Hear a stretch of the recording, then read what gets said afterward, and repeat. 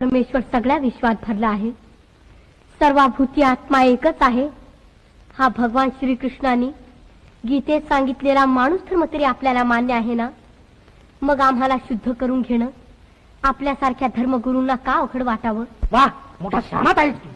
वेदांताचा शब्दशः अर्थ घेतला तर जगातले सगळे व्यवहार उद्या बंद करावे लागते.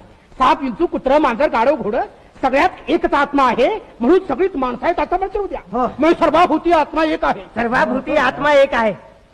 बघ बघ, बाहेर तो रेडा चाललाय. ए अंत रेड्याला इकडं.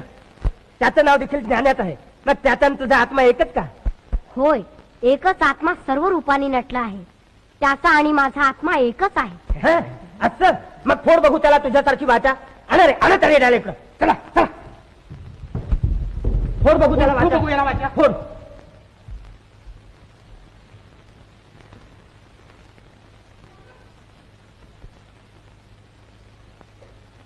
ओम सहस्र शीरेखा पुरुखा. हा, तोंड बंद करा गोदा. वेद म्हणण्याचा तुला मुळीच अधिकार नाही. का? आमची तुला आज्ञा आहे. वेदातला एक अक्षर तू उच्चारू नको. परमेश्वराची प्रार्थना करण्याचा अधिकार सगळ्या जीवांना आहे. ओम सहस्र शीरेखा पुरुखा सहस्राक्षात सहस्रपात.